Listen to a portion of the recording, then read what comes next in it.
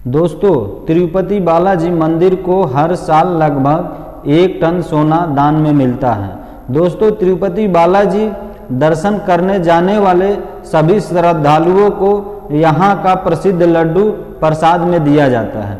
दोस्तों, यहाँ हर रोज करीब 3 लाख लड्डू बनाए जाते हैं। लड्डू को शुद्ध चने के बेसन और मक्खन, चीनी, काजू, किशमिश और इलायची मिलाकर बनाया जाता है और इसकी रेसिपी की अगर बात करें तो लगभग करीब 3 साल पुरानी है। दोस्तों नमस्कार, प्रणाम। आप देख रहे हैं स्टोरी वॉइस और मैं हूं चंदन। दोस्तों, भक्तों को दर्शन करने के बाद सभी भक्त को एक एक लड्डू निःशुल्क प्रसाद में मिलता है और वे अगर चाहें तो अतिरिक्त लड्डू खरीद भी सकते हैं। दोस्तों, तिरुपति बालाजी में लड्डू बनाने के लिए जरूरी सामग्री में आटा, तेल, चीनी, घी, सूखे मेवे और इलायची शामिल रहते हैं। अगर इसे सही तरीके से स्टोर किया जाए तो इसकी शेल्फ लाइफ 15 दिनों तक बढ़ सकती है। दोस्तों, तिरुपति बालाजी का यह विवाद पिछले सप्ताह शुरू हुआ और जब आंध्र प्रदेश के मुख्यमंत्री एन चंद्रबाबू नायडू ने कहा कि प्रयोगशाला रिपोर्ट से पता चला है कि राज्य के प्रसिद्ध तिरुपति बालाजी मंदिर में प्रतिदिन भगवान को चढ़ाए जाने वाले और फिर भक्तों में वितरित किए जाने वाले लड्डू पशु और वनस्पति वसा से दूषित थे। तो दोस्तों, तिरुपति बालाजी के लड्डू को कौन बनाता है? तो दोस्तों, लड्डू मंदिर की रसोई में तैयार किया जाता है, जिसे मंदिर बोर्ड तिरुमाला तिरुपति देवस्थानम TTD द्वारा लड्डू पेटू के नाम से जाना जाता है। दोस्तों, रसोई में 600 से ज़्यादा लोग काम करते हैं, जिनमें पचका के नाम से जाने जाने वाले कुशल रसोई भी शामिल हैं। दोस्तों, वहीं तिरुपति बालाजी के बारे में क्या खास है, आइए आपको बताते चलते हैं।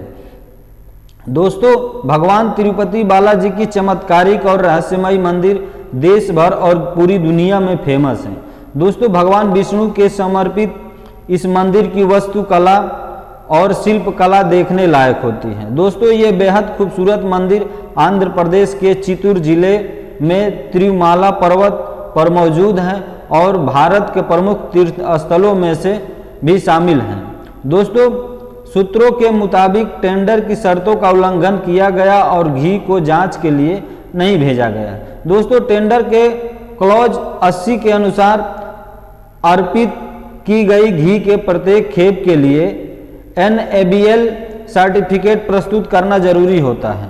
दोस्तों, आंध्र प्रदेश के मुख्यमंत्री एन चंद्रबाबू नायडू के एक दावे से बड़ा राजनीतिक विवाद खड़ा हो गया, जिनमें उन्होंने कहा कि पिछली सरकार के दौरान तिरुपति के लड्डुओं में पशु चर्बी का इस्तेमाल किया गया था। उन्होंने दावा किया कि पिछली YS जगन मोहन रेड्डी के नेतृत्व वाली सरकार ने तिरुपति में श्री वेंकटेश्वर स्वामी मंदिर को भी नहीं बख्शा और लड्डू बनाने के लिए घटिया सामग्री और पशु चर्बी का इस्तेमाल किया गया। दोस्तों, जो कंपनी बालाजी मंदिर के लिए घी प्रदान करती थी वो कैसे कटघरे में आई?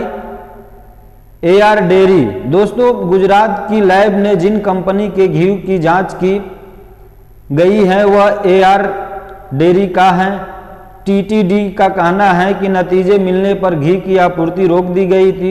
TTD अनुसार बीते 6 जुलाई और 12 जुलाई को इस कंपनी ने 4 टैंकर भेजे थे। इससे पहले 15 से लेकर 6 जुलाई तक इस कंपनी ने 6 टैंकर भेजे थे, जिसमें से एक टैंकर में 15,000 लीटर घी की सप्लाई होती थी।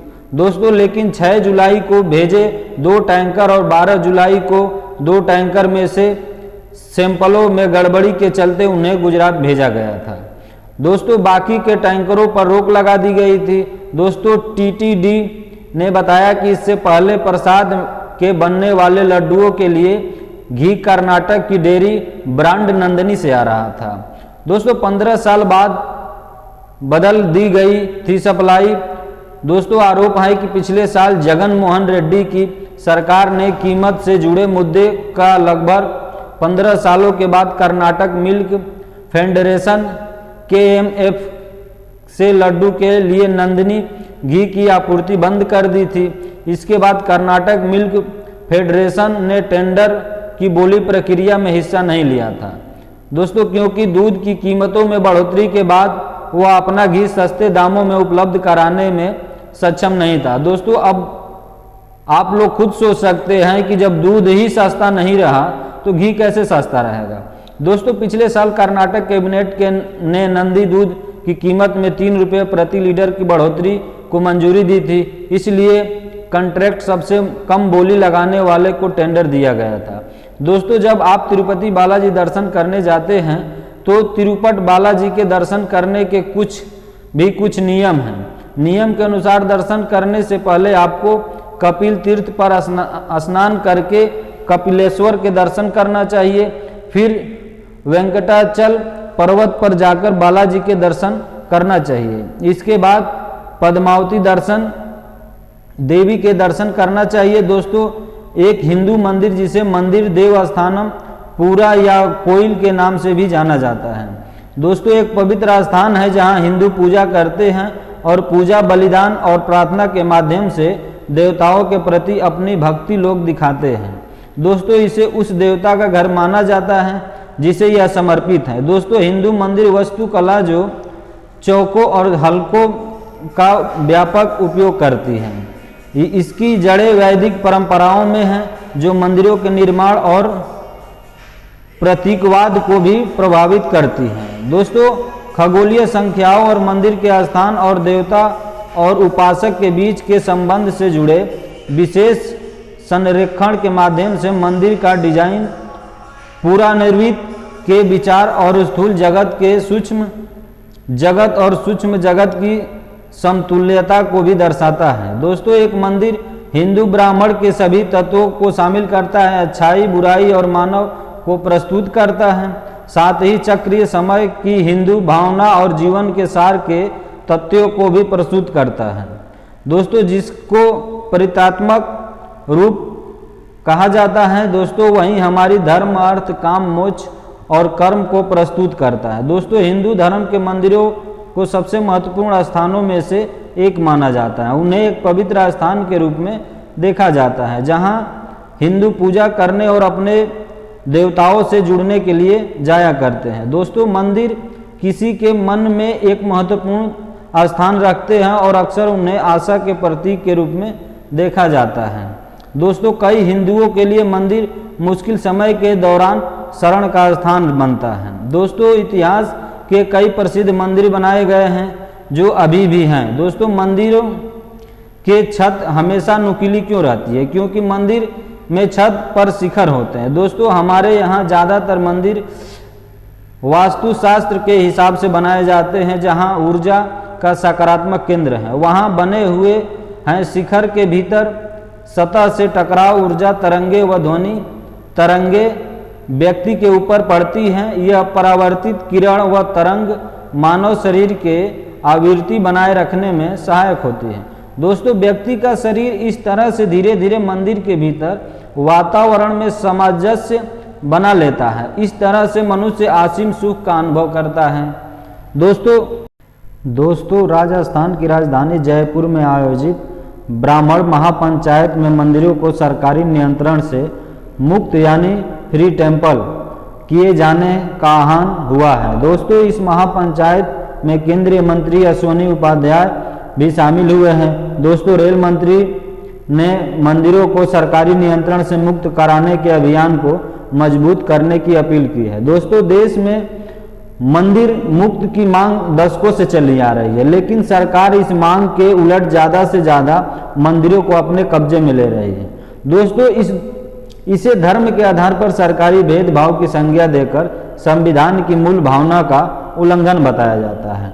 तो दोस्तों इसी दलील पर सुप्रीम कोर्ट में भी एक के बाद एक कई याचिकाएं दायर हो चुकी हैं। कुछ याचिकाओं में मंदिरों को सरकारी नियंत्रण से मुक्त करके हिंदुओं के साथ धार्मिक भेदभाव को खत्म करने की अपील की गई है।